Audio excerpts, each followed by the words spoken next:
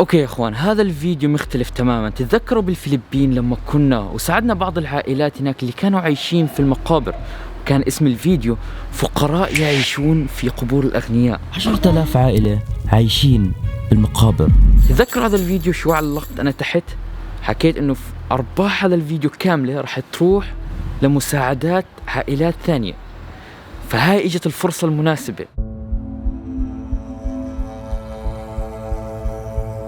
لقينا ناس عن جد محتاجين مساعدة وين في تركيا، فنوع من التشجيع اليوم للكل يا اخوان، تشجيع لإلنا ولإلي كمان، للكل انه نقدم اشي.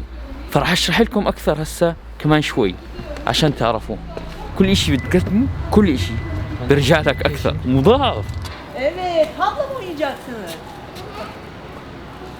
اخبارك؟ يلا جاهزين ان شاء الله؟ جاهزين؟ يلا.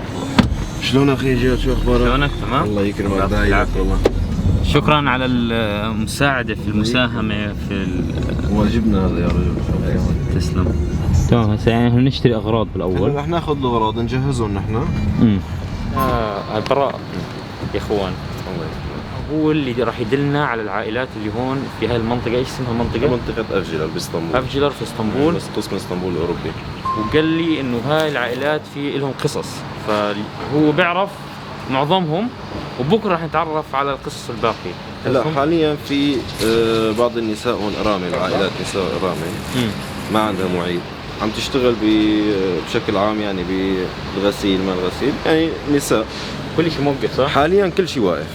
ما في اي شغل يعني حاليا غير المواد الغذائيه هي الوحيده اللي فاتحه حاليا. فانت شغلك بالعقار؟ نحن شغلنا بالعقار. تضرر حاليا متضررين طبعا بسبب تسكير المطارات. خبز، مربى، حلاوه، بندوره، شعريه، شاي، هاي الاشياء الاساسيه. راح نلف عائله عائله ونشوف الناس اللي ما دفعوا لهم ايجار لهم فتره طويله وما معهم اصلا فلوس يدفعوا ايجار بيوت كمان. راح نحاول نغطي هذا الاشي. بتحتاجها بالبيت وبتطول. وبتطول ما بتخرب. ما بتخرب. في بعض الناس مثلا بتكون صعب عندهم استخدام البراد او غير متوفر براد، فهي المواد ما بتخرب يعني.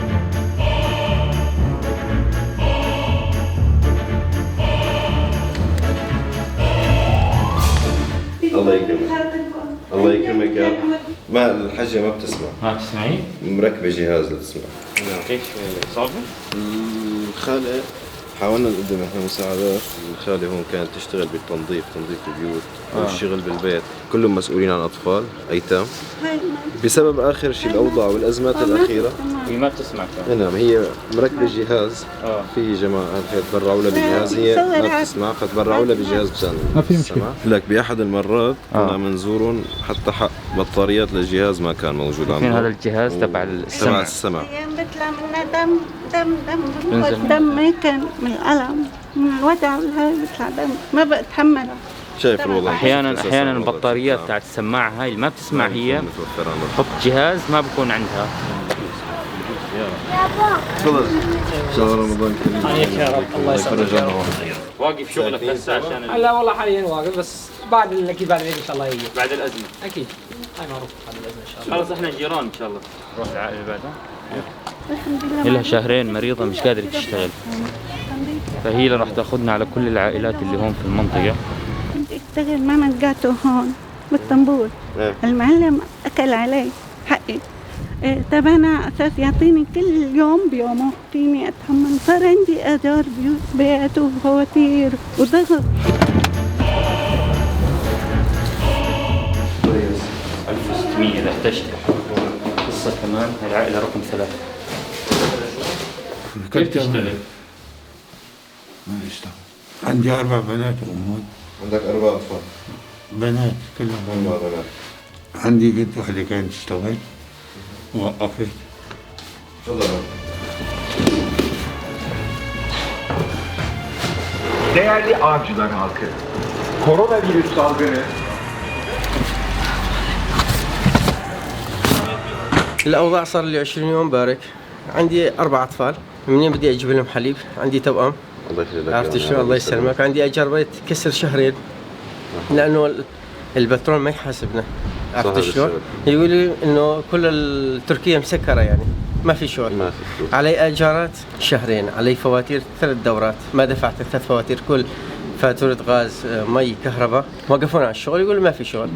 مجبور، ايش بدي اسوي طيب؟ ادور على شغل، كل تركيا مسكر شغلها.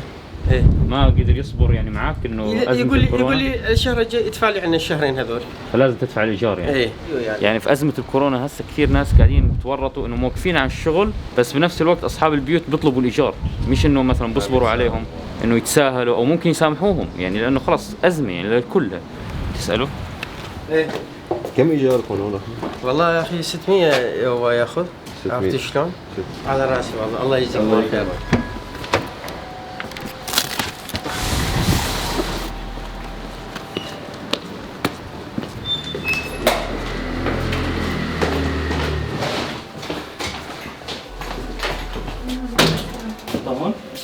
يعني بإيجار البيوت والله زوجي بدون شغل، صار له أكثر من شهر بلا شغل. اي نعم بسبب الازمه الكورونا وقف الشغل. اي والله يعني ايجار بيتنا عم يقدروا يدفعوا، عندي بنت معاقه. هلا وضعنا انا ما عم بطلع من البيت نهائي، بس انا بطلع بغسل وبيجي بغسل. هذول صار لهم شهر محبوسين. اجار البيت الشهر الماضي ما دفعته.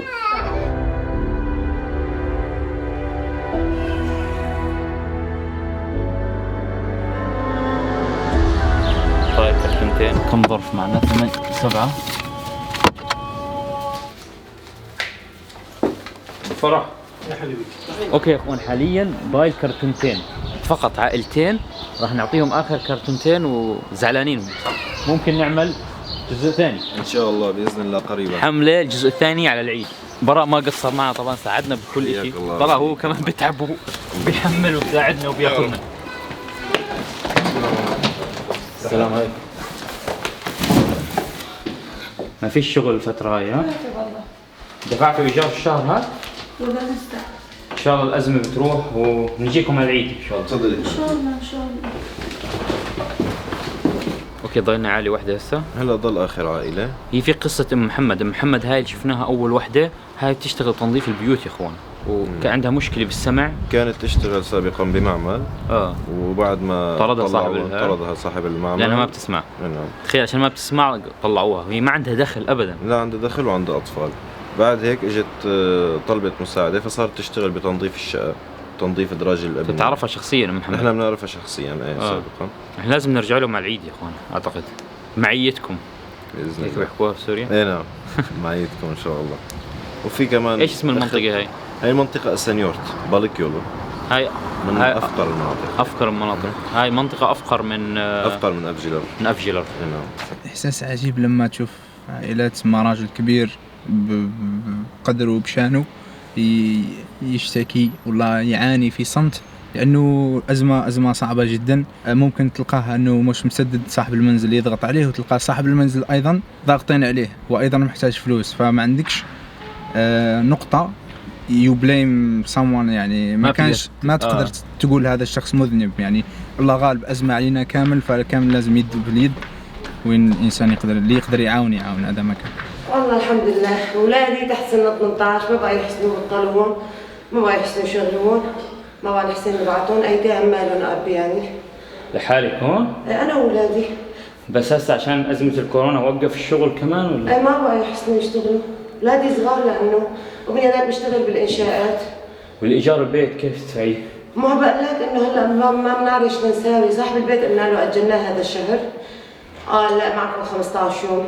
حكى لك 15 يوم؟ اي والله ما قبل. ورطة. أنا كانوا الأولاد الحمد لله عم يشتغلوا مستورين برشة خياطة، بس ما بقى بيحسنوا يطلعوا، عندي 15 و16. بس هسه حاليا عشان الأزمة بطلوا يقدروا يطلعوا يشتغلوا. ممنوع. ممنوع كمان. تحت سن 20 ممنوع يطلعوا. تحت سن 20 ممنوع يطلعوا. عندي 2 وعندي بنتي عمرها 7 سنين وأبوها متوفي. ترى كيف تورطوا كمان بأزمة يعني. لكننا مستورين يعني عم ندفع أجار بيتنا وبناكل ونشرب. يعني هي كمان بتحكي إن كل شيء كان تمام، مستورين الحمد لله، بس مستورين. شوف الأزمة كيف أثرت على بعض العائلات. في سمبوس عندكم بالبيت؟